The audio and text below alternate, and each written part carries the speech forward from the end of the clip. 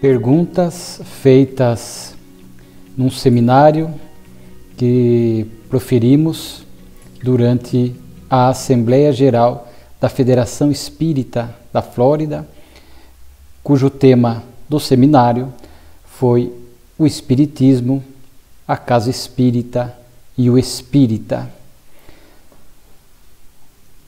A primeira pergunta é: o que fazer para atrair o jovem para a Casa Espírita sem ter que comprometer os ensinos doutrinários? Naturalmente que é um grande desafio na atualidade atrair e manter o jovem na mocidade da Casa Espírita. Por conta desta era virtual que vivemos, o jovem muito conectado à ambiência virtual, outros interesses, inúmeros afazeres, inúmeros divertimentos que existem nesta fase da vida, de forma que os dirigentes que cuidam da mocidade têm que atualizar os métodos sem se afastar da fidelidade doutrinária, sem se afastar dos ensinamentos da doutrina espírita, porque sempre os estudos da Casa Espírita, inclusive para os jovens, para as crianças, estão alicerçados em Kardec, em Jesus. Mas pode-se adaptar o formato da aula, escolher pessoas que vão dirigir a mocidade que tenham esta fala, esta proximidade com os jovens. Há muitos trabalhadores que não têm afinidade, habilidade para lidar com a criança, para lidar com o jovem. Poderão se qualificar e adquirir esta habilidade, mas muitos não têm e às vezes são colocados para dirigir essas tarefas, o que acaba distanciando o jovem.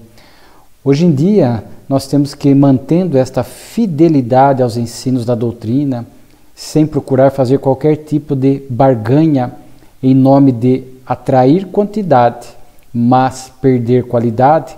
Nós vamos nos atualizando, usando os recursos virtuais nas aulas, trazendo vídeos previamente selecionados, preparando a aula para o jovem com muito cuidado, a fim de que possamos apresentar-lhe numa linguagem mais própria do jovem, mas sem ser chula, sem ser leviana, é claro, mas mantendo uma linguagem própria, né, do jovem, a fim de que ele possa se sentir inserido, acolhido naquele ambiente. Então, sem dúvida alguma, tem sido um grande desafio esta manutenção do jovem na Casa Espírita, inclusive no templo religioso. Outras religiões também experimentam esta dificuldade, de forma que é o momento de avaliar, aprimorar, usar os recursos tecnológicos virtuais, tornando a aula mais agradável e própria para a juventude, mas sem se afastar dos ensinos da doutrina, da base da codificação espírita, as obras de Kardec. Poderemos, é claro, usar literaturas complementares, livros que foram escritos para este público-alvo da juventude de muito boa qualidade, alguns psicografados, outros não psicografados, não mediúnicos, mas que trazem temas atuais. É importante abordar essas temáticas atuais, mantendo esta correlação com o que o Espiritismo nos ensina. Então, sem dúvida alguma, são momentos que a gente teremos que fazer esta avaliação dos métodos para que possamos atrair e conservar o jovem na Casa Espírita. Outra pergunta: existe flexibilidade doutrinária? Não existe. Os benfeitores espirituais sempre nos conclamam a fidelidade aos princípios doutrinários e morais exarados pela doutrina espírita, que repete, resgata o Evangelho de Jesus. Se nós fôssemos permitir essas concessões doutrinárias, a doutrina espírita iria se deturpando com o passar do tempo. Um grau que desviemos hoje, este um grau se projeta lá à frente, ampliando-se o seu raio e abrindo a intensidade de desvios. Porque quando eu faço uma concessão doutrinária, a partir desta concessão, nós poderíamos abrir margem para outras concessões que vão, pouco a pouco, desvirtuando o sentido original do conceito, da assertiva, dos pontos fundamentais da doutrina espírita. Kardec, na Revista Espírita especialmente, demonstrou este cuidado com a fidelidade doutrinária. E todas as vezes que percebia, através de cartas, através de livros que eram publicados, através de falas, essa tentativa de distorcer, ainda que minimamente, os preceitos da doutrina, sempre agiu com amorosidade, mas demonstrando que não poderíamos agir dessa forma para que possamos manter a tão falada fidelidade doutrinária. São tempos difíceis, tempos de transição, onde muitos espíritos inimigos do bem, inimigos da doutrina, tentam encontrar mentes incautas, invigilantes, para trazer, às vezes, pequenas distorções que, no longo prazo, vão comprometer gravemente a doutrina espírita. Vemos comunicações espirituais que, nas entrelinhas, estão ali tentando flexibilizar pontos da doutrina espírita, e temos que estar muito atentos a isso. Os dirigentes, os tarefeiros, as pessoas que estudam, vigilantes, para que não possamos jamais permitir esta flexibilidade doutrinária. Quais os riscos da reunião mediúnica online? Isto surgiu na época mais grave da pandemia da Covid-19, quando as reuniões mediúnicas foram suspensas, os templos religiosos fechados, em alguns locais mais tempo, outros menos tempo, e suspendeu-se a reunião mediúnica e levantou-se essa possibilidade. Primeiro que, quando estávamos vivendo a época mais grave, sempre defendi que o grupo mediúnico poderia continuar conectado online, não para a reunião mediúnica prática, mas para o estudo, para manter a conexão, o vínculo. Enquanto as casas espíritas estavam fechadas, poderia, por exemplo, ler comunicações antigas do grupo que receberam ao longo do tempo. Aliás, Kardec recomenda isto, esta leitura, vez que outra, das comunicações para instrução dos médiuns, leituras de obras boas, de qualidade. Então, recomendava-se que os membros de um grupo mediúnico pudessem se manter conectados virtualmente, a fim de que pudessem, no mesmo dia e horário da reunião, de preferência, manter este vínculo, esta conexão, esta convivência, ainda que online, para que, como aconteceu, o centro voltando, era muito mais fácil aquela retomada da tarefa mediúnica, porque os seus componentes mantiveram vivas estas ligações psíquicas através desses encontros online. Mas a reunião mediúnica, por ora não vemos esta possibilidade, vejo como algo não recomendável, porque através da literatura de André Luiz, de Filomeno de Miranda, respectivamente pelos médiuns Chico Xavier e Divaldo Franco, eles retratam a ambiência de uma reunião mediúnica, equipamentos, cuidados, asepsia espiritual, questões vibratórias, espíritos que entram e que não podem entrar nesta ambiência, toda a ordem e todo o cuidado que há. E sabemos que ainda por conta das nossas imperfeições e descuidos morais, ficaríamos a imaginar o nosso lar, a nossa moradia. Quantas questões ainda instáveis e equivocadas ali acontecem a não permitir uma ambiência adequada para uma reunião mediúnica. Desde barulhos, ruídos, uma campainha, distrações, sabemos o quanto isto é desafiador para o médium, que tem que manter aquela quietude para uma boa sintonia, para uma boa comunicação. Então, ruídos, barulhos, questões inesperadas, desde questões físicas até as questões espirituais, a ambiência espiritual da casa. Sabemos o quão difícil é manter estável o padrão equilibrado da casa, o quanto os pensamentos, as vibrações ali oscilam, criando um ambiente desfavorável para a realização de uma reunião mediúnica online. Não adianta nós queremos improvisar no horário da reunião, tentar improvisar um santuário espiritual em nosso lar. E nós sabemos que isso não acontece. Isto é construção do dia a dia, do cotidiano, através do nosso empenho. Então, por essa e outras questões, nós vemos muitos riscos e recomendamos que não se realize reuniões mediúnicas online. Outra questão, trabalhadores que necessitam viajar, mas participam online neste período dos grupos de estudo, por exemplo, mantém a afinidade com a casa? Isso é importante, né? Durante o seminário nós falamos do significado do trabalhador, do tarefeiro, manter este vínculo, esta afinidade com a casa. Porque hoje existe um movimento pequenino começando, tentando justificar que o movimento espírita pode ser apenas virtual, que as casas fechariam, não haveria custos e nós manteríamos todas as atividades espíritas do ponto de vista virtual, online. O que me parece equivocado. Nós sabemos que hoje temos a possibilidade da atividade online, da atividade híbrida e da atividade presencial. A casa espírita pode manejar essas três possibilidades, mas nunca ser exclusivamente online. E tem um grupo de estudos que é híbrido, a pessoa participa online, mas está ali presencial também para quem quiser participar, mas é essencial a retomada do presencial.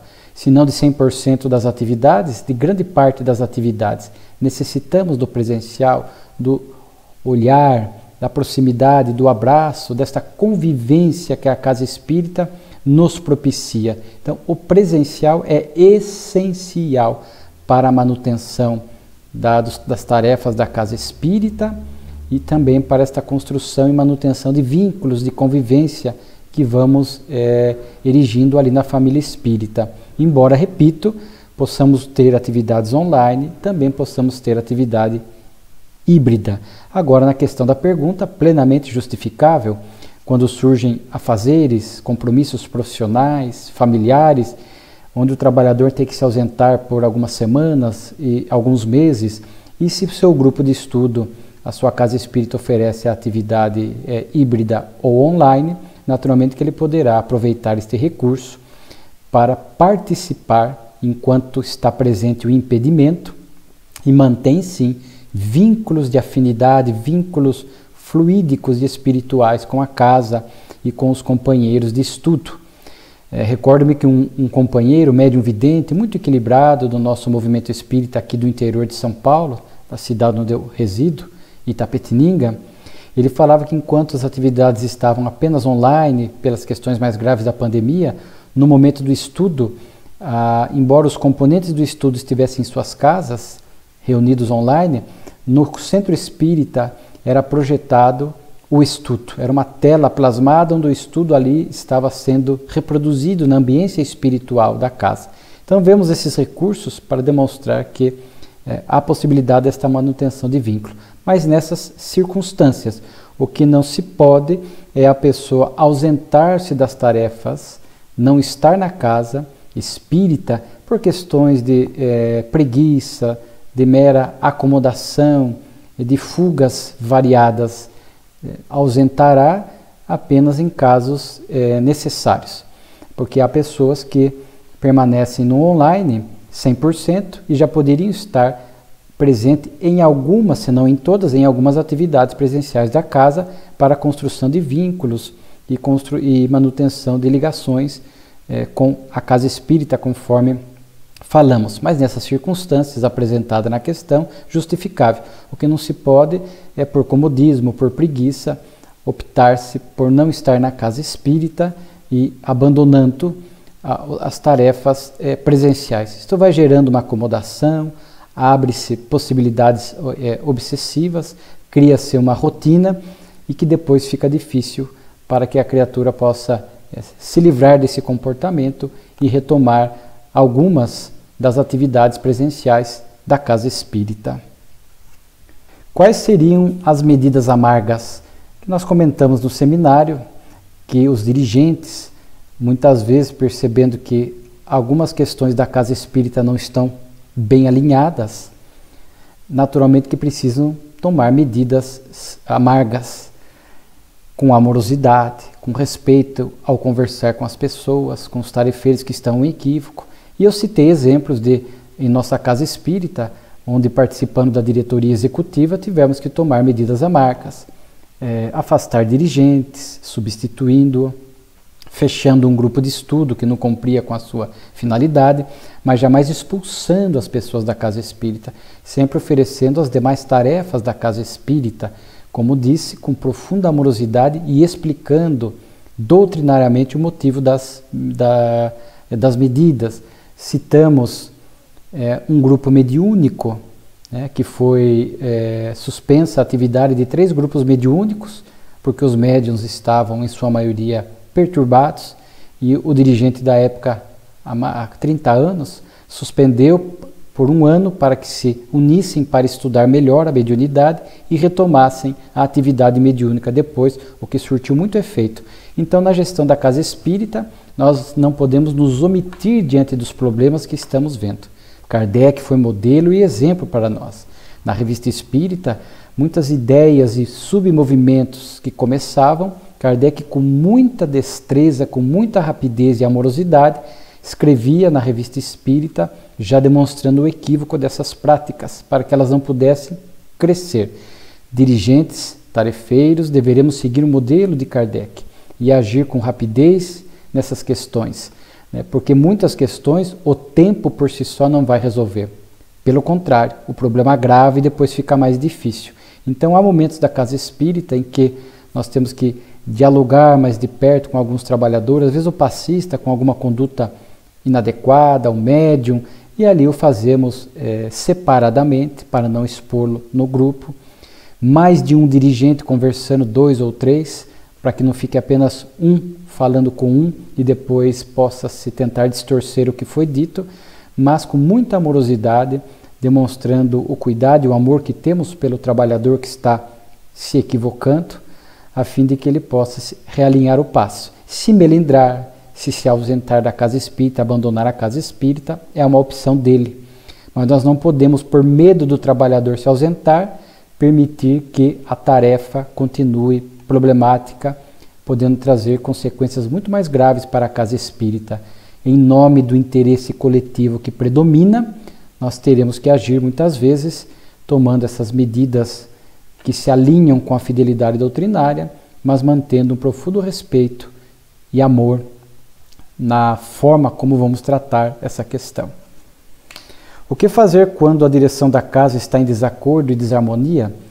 O frequentador da casa espírita, às vezes ele não é o dirigente, não é da direção executiva, ou ele faz parte da direção executiva. O fato é que em qualquer circunstância, notando alguma prática equivocada, alguma prática estranha, há o dever de falar. Naturalmente que podemos procurar um dirigente da casa para se reportar, explicar, se possível trazer um embasamento doutrinário para demonstrar o que está em erro na casa, e daí, é claro, caberá à diretoria promover as devidas mudanças. Já tivemos 2 tipos de situações. Há casos em que muitos companheiros, notando algum equívoco na sua casa espírita, cumprem com o dever de relatar, alertar, e a direção entende que não há erro, permanece equivocada, e esse trabalhador fez a sua parte.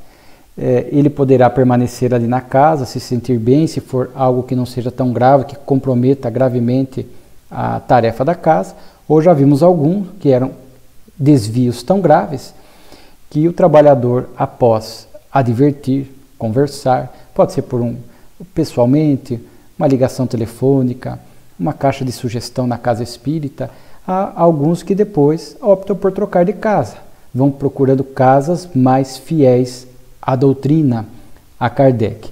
E há casos em que se reporta e a direção da casa dialoga, percebe a necessidade de retificar e mudar, a fim de que a casa possa alinhar-se perfeitamente com as diretrizes da doutrina espírita, mas não podemos nos omitir, devemos ao menos semear e tentar fazer com que a casa modifique aquele aspecto que está equivocado. para que possamos estar com a consciência tranquila e não nos equivoquemos pela omissão. Numa reunião mediúnica é aconselhado uma comunicação por vez ou pode haver mais de uma? Temos visto este formato de reunião mediúnica. Se o ambiente, o tamanho da sala permite, é possível. Eu não vejo nenhuma restrição doutrinária onde se afirme que obrigatoriamente tem que haver apenas uma comunicação por vez. Há grupos mediúnicos que têm 2 dialogadores, 3 dialogadores e muitos médiuns para se comunicar, e às vezes o ambiente da sala é grande e permite. Por quê? Porque se é um ambiente muito pequeno, o médium está lado a lado e ficar 2 médiuns dando uma comunicação ao mesmo tempo e 2 dialogadores num ambiente muito pequeno, vai gerar uma confusão. Uma comunicação, uma fala interfere na outra e fica ali um ambiente muito confuso e o dirigente, os dialogadores podendo ter dificuldade de entender e conduzir a comunicação. Normalmente é este padrão que se adota, de um dialogador e uma comunicação por vez. Mas o ambiente permitindo, havendo trabalhadores, dialogadores e médiuns, e já conhecemos tarefas dessa natureza, muitos já nos contam com sucesso, né, com qualidade, onde se afasta, o ambiente permite que tenha um dialogador, e eu já vi casos de um dialogador e 2 médiuns, outro dialogador e 2 médiuns, e ali a tarefa flui de doutrinação, flui perfeitamente. Então, não havendo nenhum impedimento, que seja do ponto de vista do qual nós falamos, de ruído, de barulho, de confusão, e havendo trabalhadores, dialogadores e médiuns, nada impede que, com ordem e cuidados, possa-se haver mais de uma comunicação, né, entre um médium e o dialogador. Formam-se, portanto, às vezes duplas, trios, né, 2 médiuns, um dialogador, um médium, um dialogador, e ali a ambiência da reunião mediúnica vai se desdobrando com o amparo da espiritualidade. Então, é possível, com esses cuidados, é possível. Como encontrar maneiras para aumentar nossa vigilância em implementar o Evangelho no nosso dia a dia, em nosso lar, enfim, na vida? Naturalmente que com a doutrina espírita nós vamos incrementando esses cuidados, essa vigilância. Os espíritos recomendam muito a vigilância nesses tempos atuais, de tantos valores e condutas perturbadas que vão surgindo na sociedade, né? E para que a gente possa manter-se fiel aos valores do Evangelho restaurados pela doutrina espírita. Os espíritos sempre vão recomendar, não tem fórmula milagrosa. Os espíritos vão sempre recomendar disciplina, construção de novos hábitos, a boa leitura, né, selecionar melhor o que a gente fala, o que a gente ouve, o que a gente vê, né, a prática do bem. Isto é muito importante. Possamos estar ali frequentando com assiduidade a nossa casa espírita. É tão importante o ambiente da casa espírita. Kardec, na Revista Espírita, de dezembro de 68, fala das assembleias religiosas, ele fala da ambiência, das vibrações, ele fala da importância de ouvirmos repetidas vezes as mesmas lições como forma de fixá-las e colocá-las em prática. E recordo-me de uma frase que li certa feita numa obra, onde que a melhor vigilância que existe é as nossas mãos ocupadas no bem, né? E o bem aqui no seu variado espectro. Então não existe fórmula mágica, cabalística. A nossa vigilância vai sendo mais exitosa à medida que as nossas mãos estão ocupadas do bem. A oração, a meditação, a prática da caridade, o estudo, as atividades da casa espírita, esses cuidados com a nossa conduta, com a nossa fala, com os nossos padrões mentais. Claro que na Terra não há perfeição, oscilamos, então nós vamos procurando cada vez mais oscilar menos ao baixar a vibração, ao baixar o nível da conduta, da conversa, procuramos logo nos equilibrar. E aqui não é que a conversa, o assunto, o filme tenha que ser só espírita, não é nesse sentido, mas que não possa ser nada muito imoral, chulo, a fim de que as nossas vibrações e a nossa vigilância realmente fique prejudicada. Há que se manter um bom padrão, né, a fim daquilo que nós realizamos no nosso dia a dia, para que possamos ir mantendo esta vigilância, conforme Jesus propôs, juntamente com a oração, a fim de que possamos seguir no nosso cotidiano, fiel às lições da doutrina e do Evangelho. Nos dias de hoje, na sua opinião, qual o maior desafio do movimento espírita no Brasil e no mundo e como devemos ajudar a transpor esse desafio? Conforme vimos nos seminários, são múltiplas as dificuldades, múltiplos os desafios que temos encontrado no movimento espírita. Porque o movimento espírita é um movimento de homens, né? Homens no sentido humanidade, de espíritas que ali revelam as suas imperfeições. O espiritismo é a revelação divina que veio à Terra. O movimento espírita é um movimento de homens ainda instável, sujeito a essas oscilações. Então, comentamos vários tipos de dificuldades que temos encontrado no movimento espírita e as soluções viáveis. Então, é muito difícil apresentar um desafio, mas nós poderíamos dizer aqui que talvez seja o campo do sentimento, a educação dos sentimentos, a unificação dos sentimentos. Comentamos num dado momento que muito se fala em unificação da doutrinária, que é importante para que possamos manter essa fidelidade às bases, aos valores, aos conceitos da doutrina espírita, mas o que se pretende muitas vezes é uma unificação doutrinária sem unificação dos sentimentos. Aí as pessoas não conseguem sentar para o bom diálogo, para um diálogo respeitoso, muitas vezes partindo para as desavenças, para as discórdias, para a agressividade, para a construção de submovimentos, etc. Então talvez o grande desafio seja, e deve ser assim, primeiro unificação dos sentimentos, para que ali havendo amorosidade, respeito, né, uma boa convivência, construindo o que Kardec chamou na Revista Espírita da família espírita, naturalmente que daí fica muito mais fácil o diálogo doutrinário, fica muito mais fácil a concretização e a implementação das tarefas espíritas, porque por mais que haja, e é natural, divergência de ideias e opiniões, diversidade de ideias, mas com os bons sentimentos, nós aprenderemos a sentar, a dialogar, a respeitar, a ceder sem orgulho quando estamos em equívoco, né? E através do exercício da humildade, enfim, talvez o maior desafio seja esta unificação dos sentimentos para construir a família espírita conforme propõe Kardec, que a partir disso, a partir desta implementação, as demais questões ficariam mais simples de serem lidadas. Como podemos adaptar o convite que fazemos ao público para participar dos estudos e se envolver nos trabalhos da casa no mundo de hoje? Há uma maneira mais criativa de fazer esse despertar? Porque comentamos desse público instável, que Kardec chamou de elemento flutuante na Revista Espírita, dezembro de 1861, no artigo Organização do Espiritismo, o artigo mais completo da revista para dirigentes e trabalhadores. E pensamos que deveremos adotar os meios ao nosso alcance.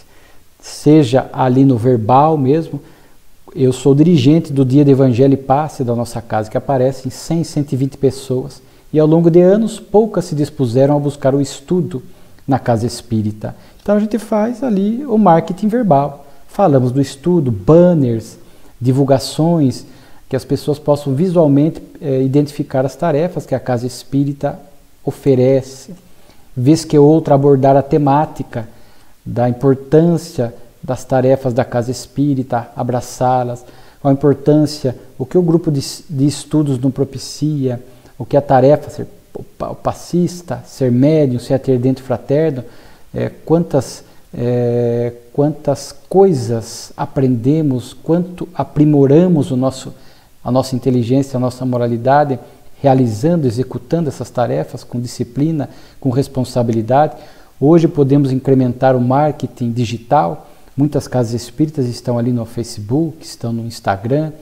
Poderíamos ali fazer a divulgação também dos estudos, que estão sempre abertos, que livros estamos estudando, tudo isso para o nome do dirigente, tudo isso para facilitar, para que o público instável possa ter sempre acessível e visível as tarefas que a Casa Espírita oferece. E, repito, não abrir mão da fala verbal. No dia, quando essas pessoas estão na casa, normalmente é na atividade de palestra e passe, que muitas vêm em busca do passe, e desinteressadas do estudo, que nós possamos ali aproveitar para falar dos estudos, fazer o convite. Eu sempre digo, explicar para essas pessoas qual é o próximo passo dentro da Casa Espírita. Qual é o próximo passo? Ir para o estudo, entender melhor, com mais profundidade, a doutrina espírita, e aí a pessoa vai se conscientizando e naturalmente sentirá a necessidade de abraçar as tarefas que a Casa Espírita propõe. E, por fim, aqui é uma questão muito que é trazida à baila muitas vezes, né? A questão do Novo Testamento, os milagres de Jesus, a questão do vinho, né? Transformar água em vinho, a questão da Santa Ceia. Aqui a pergunta: ao espírita é vedado tomar vinho? Seria ser um espírita chato não tomar o vinho? Naturalmente que não seria um espírita chato. E a questão de se é vedado, a doutrina espírita não proíbe nada. É uma doutrina de liberdade de consciência. A doutrina espírita, através da revelação dos benfeitores espirituais, que verte do alto, nos elucida, nos instrui.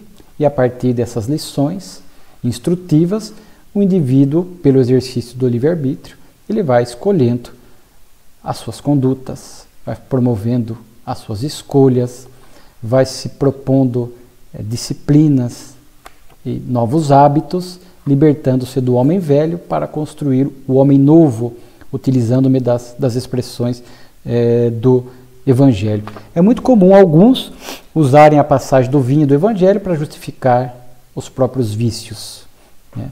E é interessante que quando buscamos a questão do Evangelho, no livro Boa Nova do Chico, há uma lição onde Humberto de Campos reproduz essa mesma pergunta que Simão Pedro fez a Jesus: Mestre, por que transformaste água em vinho? E aí Jesus fala da simbologia, que é a simbologia que também está na Santa Ceia, quando ele parte o pão e o cálice de vinho. Havia ali uma simbologia, e interessante, porque o pão representava o alimento para a alma, né?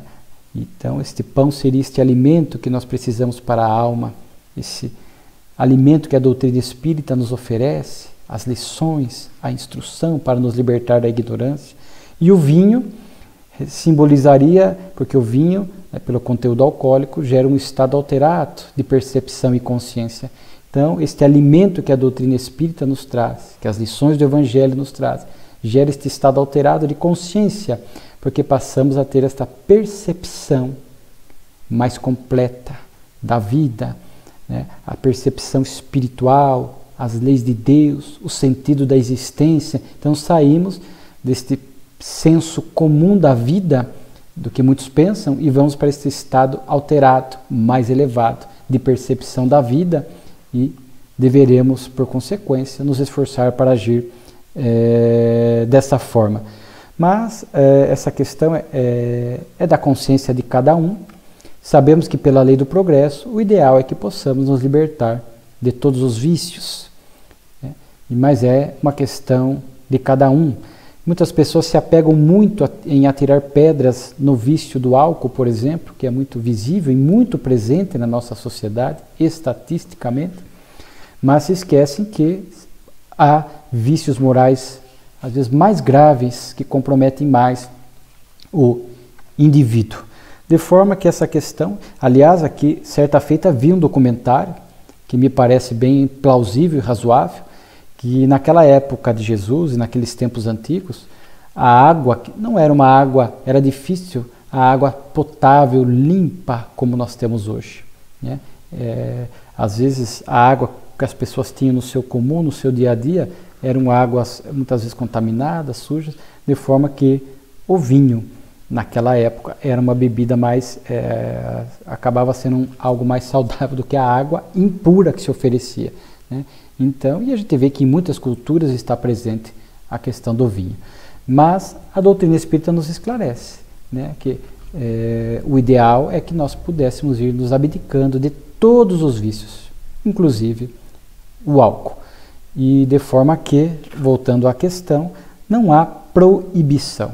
Muitos confrades espíritas, ou alguns, ainda acabam conservando o consumo de bebidas alcoólicas e muitos vemos procurando não exagerar e procurando manter-se na tarefa do bem. A alma um dia despertará para esta necessidade de abdicar do vício, né, de todos os vícios. Agora, seria o espírita ser chato não tomar vinho? Porque penso que a pergunta aqui, porque é muito comum. As pessoas vão, saem, e é muito comum que outros, aqueles que estarão conosco, façam uso do vinho ou de um componente alcoólico. Não é chato, né? É questão de, se já fizemos esta escolha moral e já conseguimos e deveremos nos abdicar do álcool, se já fizemos esta escolha para nós, ao sair com alguém, a sair com amigos, ali não termos vergonha de demonstrar que abrimos mão, que já não necessitamos mais do álcool em qualquer conteúdo e que a pessoa, o outro pode beber, fazer as suas escolhas, que não vai comprometer a amizade, que nós não necessitamos do álcool ali no jantar, naquela convivência, naquele momento, naquele espaço, né? E de forma que não seria chato, não, porque nós não podemos ficar atendendo aos caprichos dos outros, abrindo mão das escolhas morais que já fizemos para agradar. Não temos que agradar. Se as pessoas nos amam, nos gostam, nos elegem como amigos, o farão, independentemente se nós consumimos ou não bebida alcoólica. Mas não há proibição, há esclarecimento. E aí cada um, manejando esses esclarecimentos da doutrina, vai promovendo este bom combate para que possa, com boa vontade, libertando-se, procurando se libertar e se desvencilhar de todos os vícios morais, né, que são esses vícios morais que acabam alimentando de alguma forma os vícios físicos. Nós agradecemos, portanto, essa participação que tivemos no seminário, promovido pela Federação Espírita da Flórida, por ocasião da Assembleia Geral. A nossa profunda gratidão e a honra de termos participado deste evento da referida federativa.